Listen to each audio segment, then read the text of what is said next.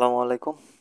আজকে আমরা কথা বলবো যে কনস্টেবল নিয়োগ দল ৩৬০০ এদের মাঠ পর্যায়ে কী কী কাগজপত্র দরকার পড়বে সে বিষয়ে।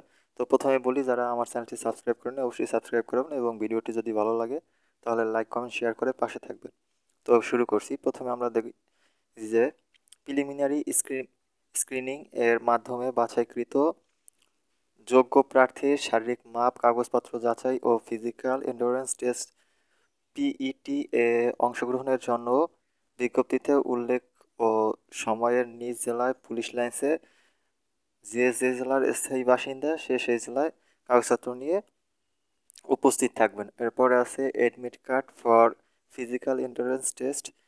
Admit card for physical endurance টেস্টের ডাউনলোডকৃত প্রিন্ট 2 কপি নিয়ে যেতে হবে। এরপরে আছে শিক্ষাগত যোগ্যতা সনদপত্র।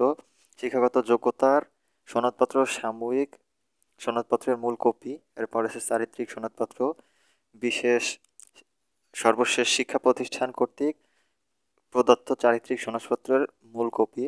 এরপরে আছে নাগরিকত্ব সনদপত্র, জেলার স্থায়ী বাসিন্দা, জাতীয়তার প্রমাণস্বরূপ, ইউনিয়ন পরিষদের চেয়ারম্যান, সিটি কর্পোরেশনের মেয়র, পৌরসভা মেয়র, ওয়ার্ড কাউন্সিলর যা প্রযোজ্য এর নিকট হতে স্থায়ী নাগরিকত্বের সনদপত্রের মূল কপি। এরপর আছে অভিভাবকের সম্মতিপত্র, আইনানুগ অভিভাবক কর্তৃক প্রদত্ত সম্মতিপত্র পুলিশ ওয়েবসাইটের প্রদত্ত নমুনা অনুযায়ী। জাতীয় পরিচয়পত্র, প্রার্থীর জাতীয় পরিচয়পত্রের মূল কপি।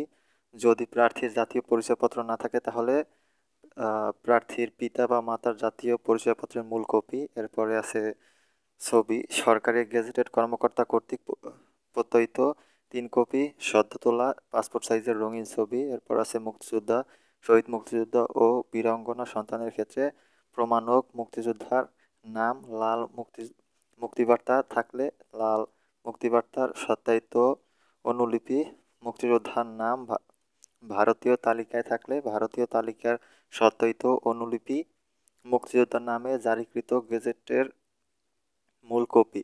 এরপরে লাগবে, এরপরে যাদের ক্ষুদ্র নৃগোষ্ঠী কোটা আছে তাদের ক্ষুদ্র নৃগোষ্ঠী কোটার প্রার্থীর ক্ষেত্রে প্রমাণ প্রমাণক স্বরূপ তাদের রাজা, ক্ষুদ্র নৃগোষ্ঠীর প্রধান অথবা জেলা প্রশাসক, উপজেলা নির্বাহী অফিসার কর্তৃক প্রদত্ত সনদপত্রের মূল কপি।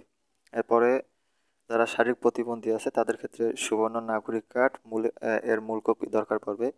এরপরে যারা আছেন তৃতীয় লিঙ্গের অর্থাৎ যারা হিজড়া সম্প্রদায় আছে তাদের জন্য জেলা সিভিল সার্জন কর্তৃক প্রদত্ত প্রত্যয়নপত্র। এরপরে চাকরি প্রার্থীর অনুমতিপত্র, সরকারি, আধা সরকারি, স্বায়ত্তশাসিত সংস্থা চাকরির প্রার্থীর ক্ষেত্রে ওই আবশ্যিকভাবে যথাযথ কর্তৃপক্ষের অনুমতিপত্র আপনাকে গ্রহণ করতে হবে। তো এগুলো নিয়ে আপনার মাঠ পর্যায়ে হাজির হতে হবে।